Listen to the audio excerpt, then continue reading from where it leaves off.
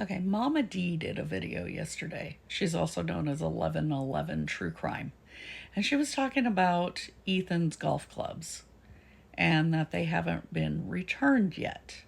Ethan's golf clubs never returned, according to Stacy Chapin herself.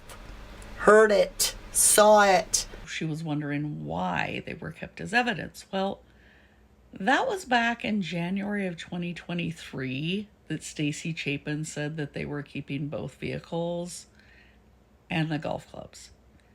Let's have a little refresher about that. So here was the statement that Stacy Chapin made on Facebook, January 11th, 2023. And she says, for an update, anything we/Ethan had is now frozen with the defense. For us, it involves 2 vehicles, E's belongings, and a nice set of golf clubs. Now, did you notice that Stacy said the defense was who froze things? Not that it was evidence, that the prosecution was keeping it as evidence, but the defense froze things. Now, the reason for that is because the Chapins never went and picked up any of the belongings or the vehicles. Kaylee, her vehicle was picked up by the attorney Shannon Gray in December. Xana's vehicle was also picked up in December. I can't find anything about Maddie's vehicle, but I'm assuming it was also picked up. And then their belongings were taken to a storage facility for the families to pick up. Well, the Chapins left with Maisie and Hunter after they drove over there in November after finding out about the murders, and they did not return until January. Ann Taylor had filed a motion to preserve everything prior to the Chapins returning to Moscow. So Ethan's belongings got caught up in that motion to preserve. That's what they were talking about when they say that the things were frozen by the defense. Okay, so here's the motion to preserve the crime scene and the evidence.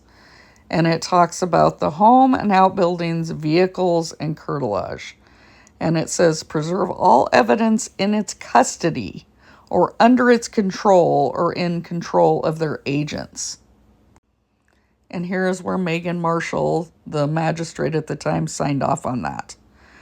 So it says it's further ordered that all samples and evidence collected or generated by the state in this matter, including but not limited to bodily fluids, blood tissues, notes, slides, photographs, or other relevant information, be held or preserved by the state for the defense. It is further ordered. And, of course, that was in effect until February. So February 1st. So the house will be locked, crime tape will remain, on-site police presence, the crime scene will remain preserved. But if you noticed, it does say outbuildings, trailers, vehicles, and curtilage. And the key paragraph also from that motion was anything in control of Latah County Prosecutor's Office. So the 2 cars and all of Ethan's belongings, including the golf clubs, were in control of the prosecutor's office. Even though they weren't taken as evidence, they fell under that freeze.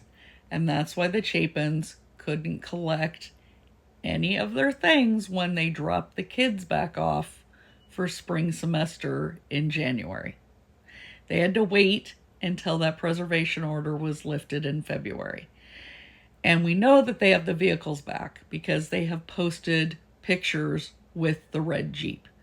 Now, it's my understanding that the golf clubs were in the Jeep, which means when the Jeep got returned, the golf clubs were also returned. So there's no reason to believe that the golf clubs are still being held on to. So Mama D and a lot of the content creators believe that Ethan's golf clubs are being kept as evidence, even though there's no proof of that. No proof that they still have them because, again, it was the defense that froze them. But that they were kept as evidence because they were somehow used in the murders. that they were one of the weapons that was used. But let's refresh your memory on the medical examiner's findings that the coroner then put out in a press release. So here was the findings from the medical examiner, and they were released by the coroner, Kathy Mabbitt. And all of them had a manner of death of stabbing. In addition, the coroner said that they suffered multiple stab wounds from a large knife. There is nothing that indicates that the golf clubs were used as a weapon. And when you look at the search warrants, all of the search warrants are also looking for fixed blade knives as the weapon. And again, as far as we know, those golf clubs were released back to the Chapins because they were only frozen until February as part of that defense motion to preserve things until February. And here is a picture of the Chapins with the red Jeep just recently. So one of the other things that Mama D said was that Kaylee's phone hadn't been returned. Well, we know that it hasn't because the Goncalveses have been very vocal about that. But she's stating that no one else's was kept, that all the others were returned. Well, we don't know that. The Chapins haven't said anything about Ethan's phone. Maddie's family hasn't said anything about hers. Xana's about hers. So I don't know how she can say that the other phones were returned, but not Kaylee's. We don't know that. Now, I believe the reason why Kaylee's phone wasn't returned and why I think the others probably weren't returned was because there was blood splatter on them. Not because of any content on the phones themselves. They can do forensic downloads and then return the phones.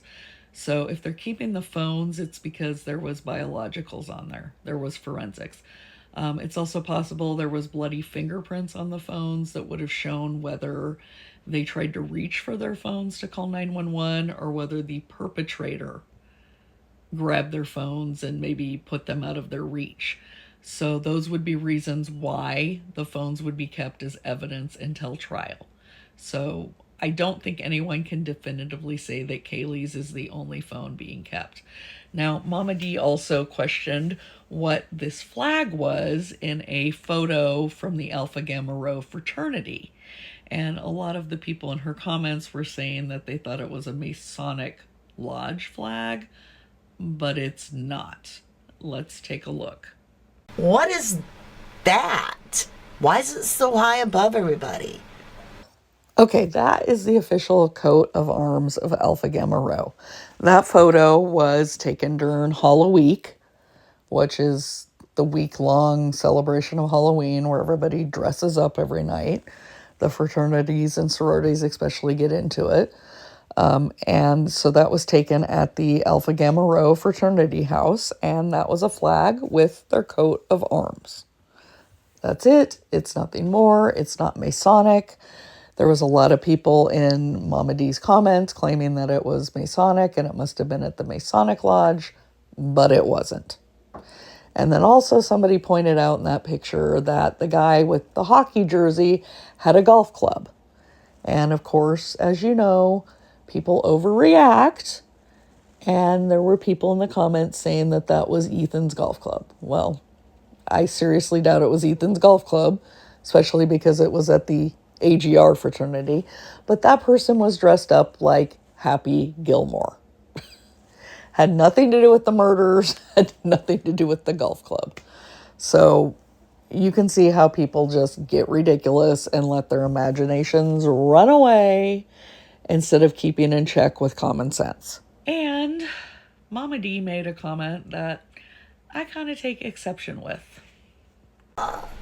You said this picture tells you is a weird town. You know how terrified I'd be to live in Moscow after everything I've learned? I don't think you could pay me a dollar amount. I know you couldn't. You could not pay me a dollar amount high enough. You could not even be like, I'll give you everything that Mr. Green Jeans owns and all his assets if you just live for 1 year in Moscow. And I'd be like, nope, no way.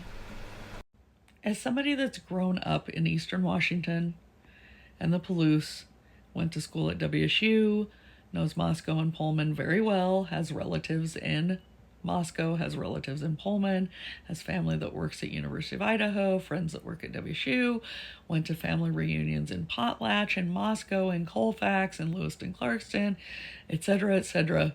Like, spent my whole life in this area. I can tell you it's not weird. It's not scary. It's not a bad area. You say based on the things you've heard, you'd be scared to live there. What you've heard is rumors. What you've heard are things that people are making up about the area.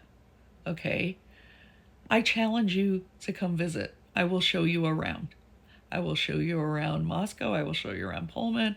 I will show you around western Idaho up in the Panhandle, around eastern Washington.